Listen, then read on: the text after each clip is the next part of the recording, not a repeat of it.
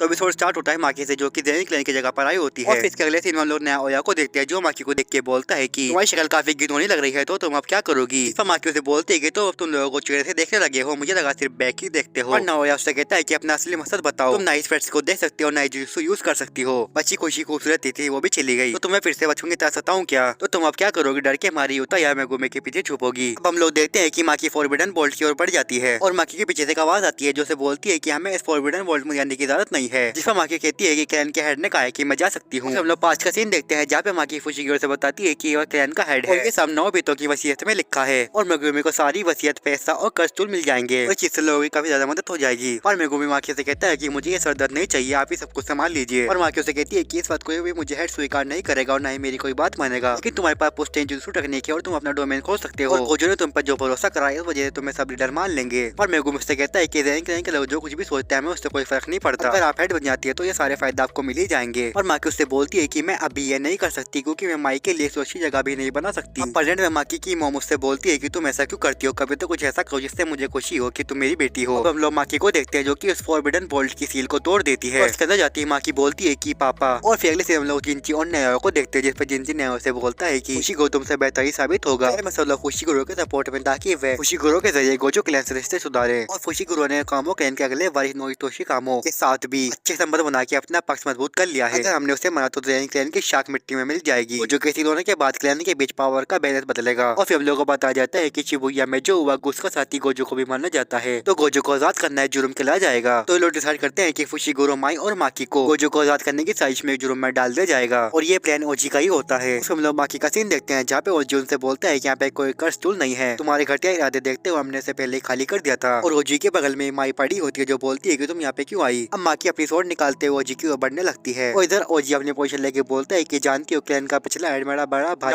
भी तो ही क्यों था, मैं क्यों नहीं। जिस पर माकी उससे बोलते है क्योंकि आप इतने नीचे कि अपनी बच्चों का खून कर सकते हैं। और अब ओजी और माई एक दूसरे से लड़ने लगते हैं और बिना रोशनी के भी ये दोनों एक दूसरे के मूव देख पा रहे थे। और हम लोग देखते हैं कि माकी ओजी की तलवार तोड़ देती है, फिर भी ओजी उस पर अटैक करते हैं। हम लोग देखते हैं कि माकी को अटैक लग जाता है। अब ओजी माकी से बोलता है कि जानती हो मुझे क्लैन हेड का दावेदार क्यों नहीं माना गया, क्योंकि तुम दोनों मेरी औलादे निकम्मी निकली। अब ओजी उन दोनों को घसीटते हुए ले जाके बोलता है कि मेरी तलवार तोड़ दी और मान लिया कि मेरी हैसियत कम हो गई और मुझ पे हावी होने आ गई, इसलिए तुम किसी काम की नहीं हो। मैं एक मामूली तलवारबाज नहीं, एक सोर्सरर हूँ। कुछ जैसे नकाराओं को मेरे जैसा काबिल समझना बेवकूफी है। मैं ये बार बार दोहराऊंगा, मेरे क्लैन हेड ना बनने की वजह से तुम दोनों हो। जुजुत्सु के तौर पर मैं किसी भी मामले में अपने भाई से आधे कदम भी पीछे नहीं था, सिवाय औलाद की काबिलियत में। ओजी माकी की बॉडी को रूम में फेंक के बोलता है कि औलाद को कभी भी अपने माँ बाप पे बोझ नहीं बनना चाहिए। माई उसे बोलती है कि आपको पता नहीं है क्या इस देश में अपने लोगों को नीचे गिराने की सबसे पुरानी परंपरा मानी जाती है। अब ओजी ने बताता है कि ये कमरा ट्रेनिंग देने के साथ साथ सजा के लिए भी यूज होता है। इस कमरे में ग्रेड 2 और के नीचे काफी सारी अनगिनत स्पिरिट भरी पड़ी है। मुझसे बेहद डरी हुई है, जल्दी वे बाहर निकलेंगे तो मैं चबा जाएंगे। एक हेवनली इम्पैक्ट और बड़ी हुई शारीरिक ताकत का क्या फायदा हुआ, हम लोग खानदानी जुजुत्सु हैं।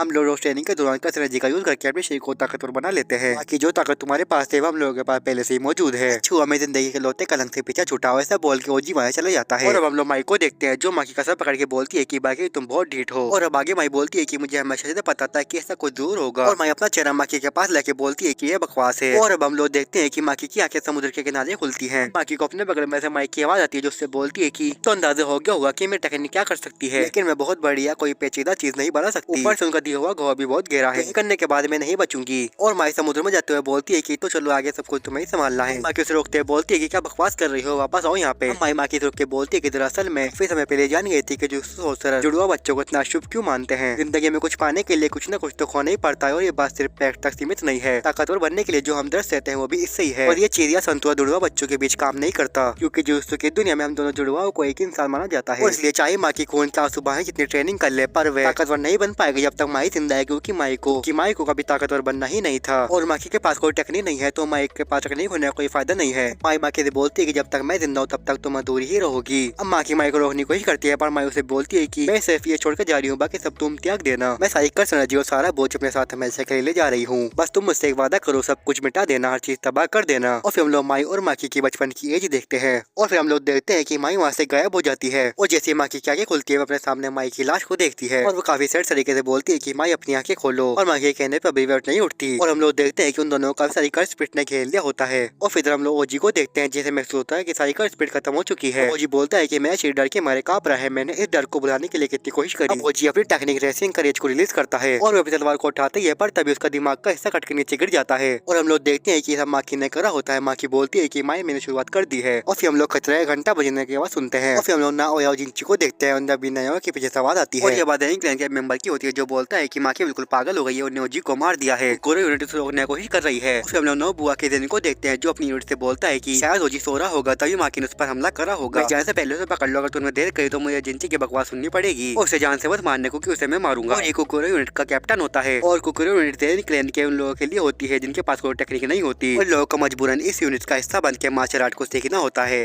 ताकि वे लोग है कि नीचे काम कर सके। और हमें पता जाता है कि जुत्सु है जो करने से पहले माखी भी इस यूनिट का हिस्सा थी। और फिर हम लोग माइक के पास का सीन देखते हैं जहाँ पे बोलती है कि तुम भी मेरे साथ उस नीचे अंधेरे कमरे में क्यों नहीं रुक गई। माखी बोलती है कि शायद जो तुमने सोचा था वही हमारे लिए सबसे अच्छा फैसला होगा, मुझे माफ कर देना माई।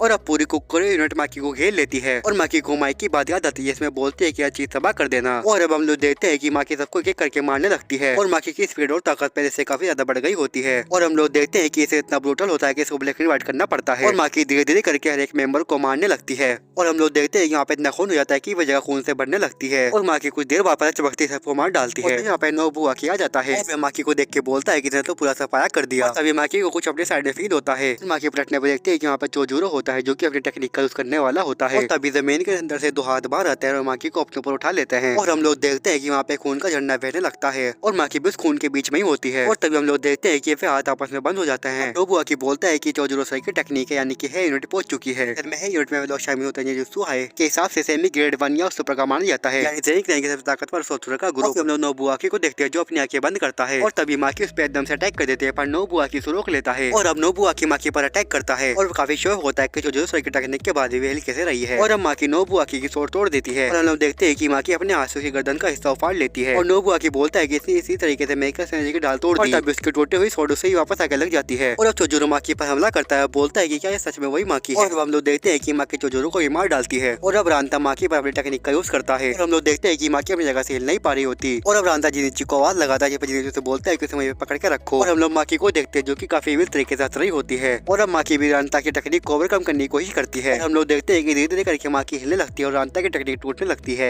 अब रांता जिनिची से बोलता है कि मैं ऐसे नहीं रोक पा रहा, मैं चिंता मत कीजिए, रोजी की वजह से ये क्लैन खड़ा है। माकी अब उसी आदमी जैसी बिल्कुल बन गई है और आगे रांता बोलता है कि जल्दी से मार दीजिए और अब जिनिची अपनी टेक्निक का यूज करता है जिसमें माकी पे एक पंच मारता है और हम देखते हैं कि वहाँ पे कई सारे एनर्जी से बने हुए पंच उस पे आने लगते हैं और हम लोग देखते हैं कि यहाँ पे काफी बड़ा ब्लास्ट होता है। और फिर हम लोग रांता को देखते हैं जो बोलता है कि आपने कर दिया जिनिची सर। और तभी हम लोग उसके सामने से माकी को आते हुए देखते हैं और हम लोग माकी के हाथ में जिनिची की कटे हुए सर को देखते हैं और माकी जिनिची की कटे हुए सर को तालाब में फेंक देती है। और तभी यहाँ पे नाओया आके माकी से बोलता है कि मेरे में तुम्हारे सीने में दिल नहीं है क्या। उसका माकी उससे बोलती है कि नहीं, वे अपने साथ सब कुछ ले गई। और फिर हम लोग नाओया का बचपन देखते हैं जिसमें बोलता है कि सबका कहना सबसे जीनियस मैं हूँ, अपने पिताजी के बाद मैं एक क्लैन का हेड बनूंगा। मैं सुना था कि जेन क्लैन में एक लूजर है, कहते हैं उस आदमी के बाद रद्दी भर भी कश एनर्जी नहीं है, पक्का वे उदासी में जीता होगा। मैं सोचा था कि वे दिखने में भी काफी भद्दा होगा। और हम लोग देखते हैं कि माकी और नाओया काफी स्पीड से फाइट कर रहे होते हैं और हम लोग देखते हैं कि माकी नाओया के अटैक को देखकर नंबर गिर रही होती है और हम लोग देखते हैं कि नाओया अपनी टेक्निक का यूज करता है जिसमें वह माकी को छू लेता है, इस वजह से माकी एक सेकंड के लिए फ्रीज हो जाती है। हम लोग देखते हैं कि नाओया से काफी जोर का पंच मारता है और नाओया माकी से बोलता है कि वे कभी भी तोजी जैसी नहीं बन सकती, कमजोर कभी ऐसी ताकत का अंदाजा नहीं लगा सकते, इसलिए तोजी को कोई समझ नहीं पाया, शायद गोजो सातोरो के अलावा तुम वो इंसान नहीं है उनके खिलाफ खड़ा होने के लायक सिर्फ मैं हूँ। और अब हम लोग नाओया की टेक्निक प्रोजेक्शन सोर्सरी के बारे में जान लेते हैं। तो नाओया हर सेकंड में 24 फ्रेम बना सकता है जिसमें उसे एक पाथ डिसाइड करना होता है कि वे किस तरह से मूवमेंट करेगा और वे क्या करेगा और वे उसके अकॉर्डिंग चलता है, उससे उसकी स्पीड भी बढ़ती है। और ये टेक्निक लॉज ऑफ फिजिक्स जैसे किसी दीवार के आर पार होना या किसी भी जगह पे इतनी तेजी से जाना जो किसी सोर्सर के लिए नामुमकिन है, सब नहीं हो सकता। और अगर नाओया ने जो पार्ट डिसाइड करा है वे उसके अकॉर्डिंग ना चले तो वह एक सेकंड के लिए फ्रीज हो जाएगा और नाओया जिसे भी छू लेता है वह भी 24 सेकंड के टेक्निक में आ जाता है और जिसे नाओया ने छुआ है उससे 24 फ्रेम्स पर सेकंड के अकॉर्डिंग चलना होगा, फिर वे एक सेकंड के लिए फ्रीज हो जाएगा। और अब नाओया बोलता है कि उसके खिलाफ खड़े होने लायक सिर्फ मैं हूँ और वे माकी को मारते मारते खुली जगह पे ला देता है और नाओया बोलता है कि मैं पहले की तरह तुम्हें नहीं छोड़ूंगा। और हम लोग माकी को देखते हैं जो कि क्लैप करती है और वे एक जगह पे अपनी पोजीशन लेके खड़ी हो जाती है और नाओया देख के बोलता है कि हमें सामने की टक्कर चाहिए और माकी उससे कहती है कि आज गले मिलते हैं। अब नाओया बोलता है कि अपनी टॉप स्पीड से चीरते हुए निकल जाऊंगा और अब नाओया अपनी स्पीड को बढ़ाता है और माकी को छू लेता है पर नाओया को लगता है कि यह जरूर मेरा हमला रोक के अपनी परिस्थिति छुड़ाने को सोच रही है और माकी को बेहरूपिया बोलता है। नाओया उससे पंच करने के लिए उसके पास आ जाता है पर माकी उसे देख के बोलती है कि तुम और बुड्ढा ना भी तो तुम दोनों सिर्फ तेज नहीं हो, कुछ तो अजीब जरूर है, तुम हर सेकंड में 24 फ्रेम्स बनाते हो और ये शरीर पाने के बाद मैं हर चीज देख पा रही हूँ। और हम लोग देखते हैं कि माकी नाओया को काफी जोर का पंच मारती है और हम लोग देखते हैं कि इस पंच से नाओया के एक साइड की मुंह की हड्डियां सारी चूर हो जाती है और हम लोग देखते हैं कि नाओया का चेहरा एक साइड से पिचक जाता है। अब माकी अपनी मोम को ढूंढ रही होती है और माकी की मोम उससे दूर हटने को बोलती जाती है। माँ की उनसे बोलती है कि तो आपने उस वक्त मुझे वापस क्यों बुलाया, और तभी माँ की अपनी स्वॉर्ड उठाती है और हम लोग टेबल पे खून की छींटे देखते हैं।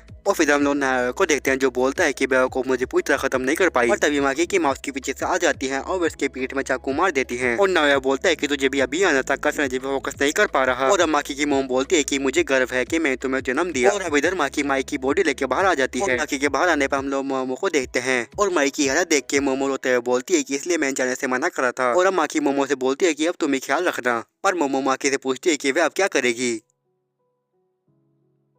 हमें बताया जाता है कि ज़ेन क्लैन के बहुत सारे ब्रूटली मरे हुए लोगों की लाशें मिली और वहाँ पे सिर्फ थोड़ी सी बची कुछ कर एनर्जी मिली। और गोजू क्लैन और कामो क्लैन ने ज़ेन क्लैन को बिग थ्री से हटाने का प्रस्ताव रखा और इस चीज का फैसला हेडक्वार्टर करेगा। और ये भी थोड़ी देर पर खत्म हो जाता है। तब तक के लिए बाय एंड टेक केयर।